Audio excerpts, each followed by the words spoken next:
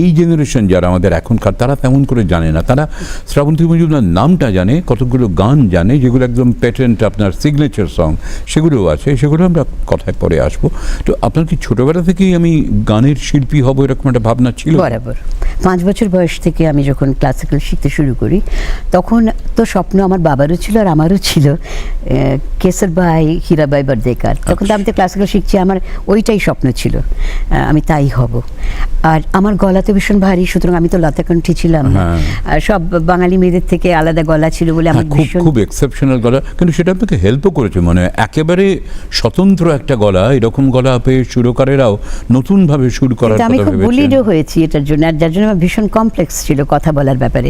যেমন ধর of the মাইক্রোফোনে আমি যেরকম বক বক বক বক করতে পারি, এবং আমাকে এরকম আমার অনুষ্ঠানের চিঠির মধ্যেও পেয়েছি যে আমাকে একজন ভদ্রমহিলা কথুরে নাম দিয়েছিলেন, যদিও ভাষাটা বাংলায় না থাকলেও যে এইভাবে কথা বলি, তো উনি আমায় কথুরে বলেছিলেন।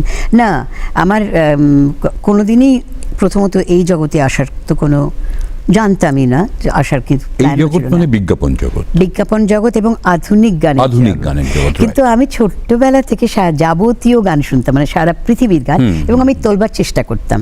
আর সেটা বাড়ি থেকেও নিশ্চয়ই সেই ব্যবস্থা করা ছিল যে সত্যিকারের সঙ্গীত শিল্পী হতে গেলে রেডিও, নাথিং এলস। আমার পড়াশোনা নষ্ট হবে, তো আগে তো পড়াশোনাটা করতে হবে বাবার।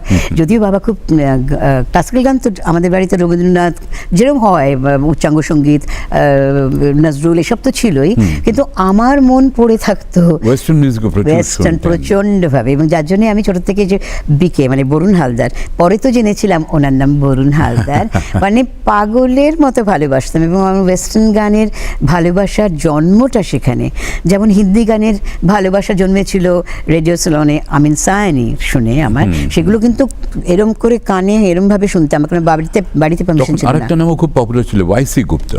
ওয়াইসি, ওটা শুধু ও যে সুন্দর গলা, সুন্দর প্রেজেন্টার, তাই না, ওয়াইসি ওয়াজ আ ফ্যান্টাস্টিক হিউম্যান বিইং, ভীষণই সুন্দর। এবং ওর ওয়াইফ অনিতা, দুজনেই, মানে সেটা তো একটা ভাবতে কষ্ট হয়, মানে এরকম অনেকজনকে হারিয়েছি, এবং ওয়াইসি এত কম বয়সে চলে গেছে।